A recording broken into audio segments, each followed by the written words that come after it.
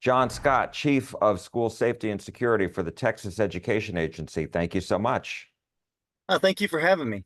You bet. So back to school, students starting to go this week and next week. And I'm wondering, before we talk about the Sentinel School Safety Program, how confident are you that schools are, in fact, ready to go, prepared for the new school year when it comes to safety for students and staff and teachers?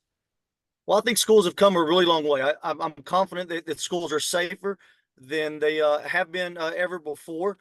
We've worked with superintendents, chiefs of police, and safety directors from around the state to assist them in any way possible. So, I think that schools are ready. Everybody's excited about the new year, and we're ready to go, I believe. So tell us about this new Sentinel School Safety System that the state implemented back on July 24th. How does it work? What is it? Well, Sentinel is a new and innovative system that is basically a one-stop shop for everything school safety. I think it's going to go a long ways towards professionalizing school safety throughout the state. There's a lot of school safety professionals out there, but historically there hasn't been, a state standardization of, how to store, submit, information, and also, how to self-organize. It's really going to help schools organize their school safety. And so you talked a little bit about, I mean, is this really the first of its kind? And how much did it cost the state to develop? Yeah, it is. It is the first of its kind. I don't know of any other state that has a comprehensive system that includes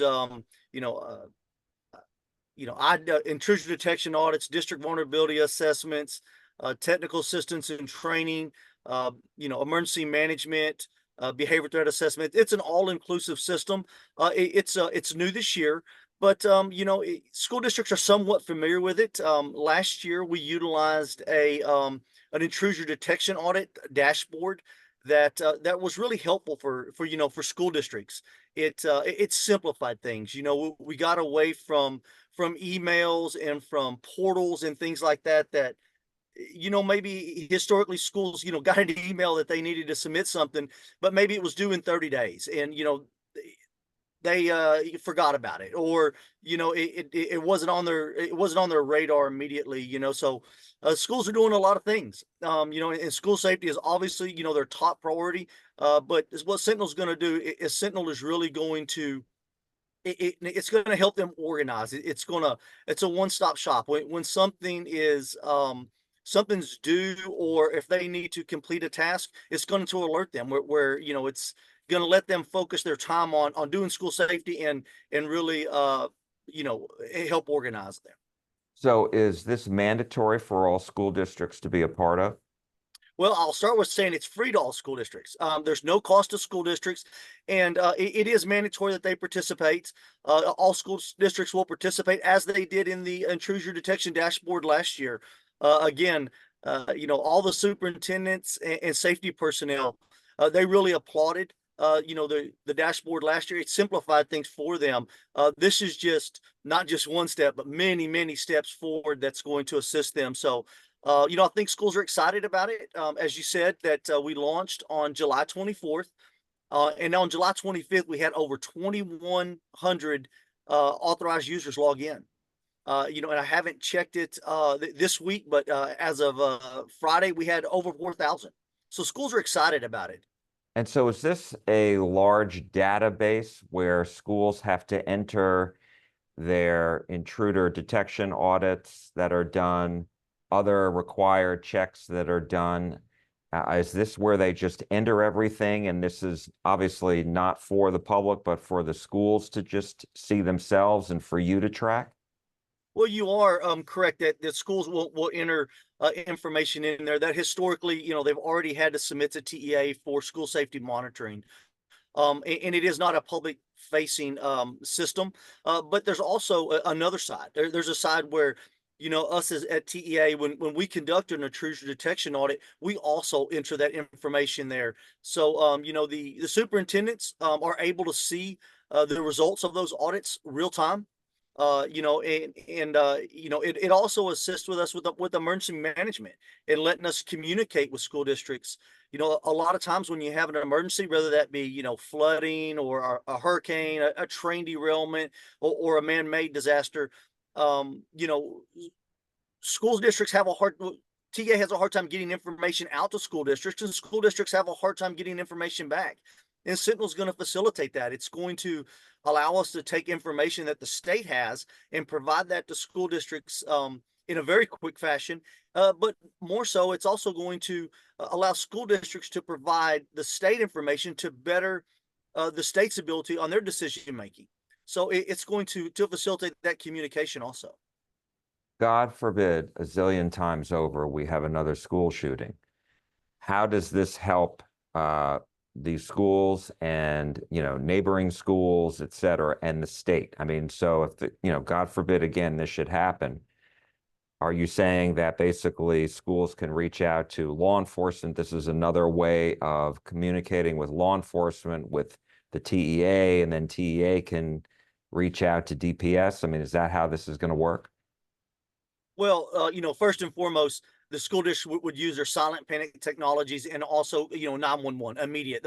Sentinel would never replace that. What Sentinel will do is when there is an emergency and we learn about it, we're able to get those resources to the schools very quickly. Because the state knows about it, we're able to elevate those with other agencies. But furthermore, what it's going to do in that aspect is school districts will now conduct behavior threat assessments in Sentinel. This Texas School Safety Center has historically put out a lot of great training regarding behavior threat assessments, but there was no one way to do it in the state. A lot of school districts did it very differently. What Sentinel will do is Sentinel will standardize how schools do behavior threat assessments. And that's a good thing. So that means we're all speaking the same language when we're discussing things, a school's discussing things, from one district to another, or even within their district, everybody's talking about the same thing. Furthermore, when school district needs some technical assistance, with these behavior threat assessments, with us all speaking one language, TEA and our agents in the field are out there, and they're able to help schools because they know what they're talking about, and we're all talking about the same system. That will help, identify these acts hopefully before they happen. Identify these people that have dependencies and or have shown indicators of doing harm to schools. And so you're talking about the behavioral threat assessments. And I'm wondering, what exactly are these? I mean, how do you define it so that people at home know what we're talking about?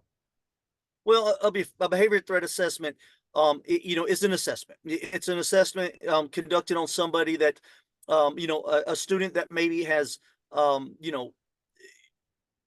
either made a threat, a direct threat, that they're going to do harm to a school, and or has a pattern of concerning behavior that might lead the adults in the school to believe that this person might be a threat. This is not new.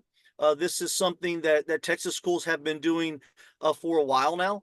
But what Sentinel's going to do is Sentinel's going to help organize this. It's going to standardize it for the state. So, all educators and the folks that are on the behavior threat assessment teams that are making these decisions are all speaking the same language, and they're all using the same system. In addition to that, Sentinel's going to help guide them through a behavior threat assessment, help them do it the proper way and the proper sequence, and learn and pull them to ask the correct questions and to help them learn the proper information they need to make an accurate assessment. And what impact do you think that this standardization and professionalization will have on the schools, the students, teachers, and staff? I think it's going to go a long way towards keeping schools safe. Again, this is one more tool. Us at TEA, we worked tirelessly to try to find tools for schools to utilize to make the school safe. With over 9,000 campuses in the state of Texas, some school districts are big and some are small. Some have, more assets than others. So what this does is this provides everybody a standardized tool that I think will help organize them, help them report information, help the state get information out to the schools, and the schools get information to the state. And then again, particularly, in some of the smaller areas, and in the urban areas, help the school districts conduct these behavior threat assessments in a more professional and organized, standardized fashion. And let me ask you, because before you mentioned, I know that the schools had been working with the Texas School Safety Center. So it seems like a lot of those functions are now coming into this program instead. Is that right? And so if that is the case, what is the relationship with the Texas School Safety Center? Well, also our relationship with the Texas School Safety Center is very close. I mean, they're our closest partner. We work with them on almost everything that we do. It won't change what the Texas School Safety Center does. The Texas School Safety Center is a facility organization that puts out a lot of training and does a lot of research. They'll continue to do what they've historically done. What was the kind of the missing point in Texas was the monitoring of school safety, and that's where TEA comes in as TEA being the monitoring organization for school districts. We help monitor to ensure that, number one, we set standards. And then number two, we monitor schools to ensure that schools are in fact following those standards. We do Are they? that I'm sorry. Are they? They are, and we do that in a myriad of different audits and checks. We have the intruder detection audits, which is lovingly known, as door checks. We do that on every campus every year. In addition to that, we do many other things. One is the district vulnerability assessment.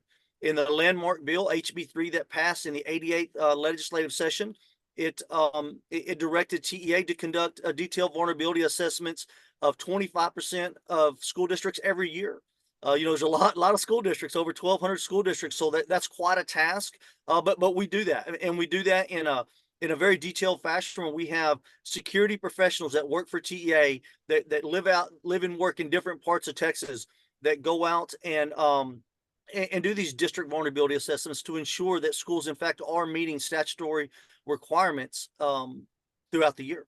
And what were the findings of the first vulnerability assessment? I mean, and how many have you done really since the law went into effect last year?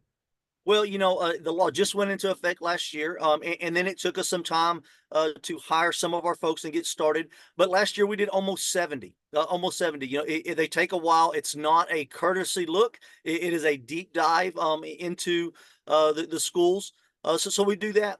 But more than that, our agents in the field that we've hired, what they are is they're advisors, and they provide technical assistance. Particularly in rural Texas or in a smaller area, where a school district might not have a director of security. They may not have a security professional on staff. Our guys are out there just a phone call away. The superintendents know our guys out there, that they know their cell phone numbers. And if they have a question of any kind, they're able to call our guys. An example of that might be if a school district wants to build a security vestibule on a campus, and maybe their layouts doesn't make it very simple, or they just don't know what to do.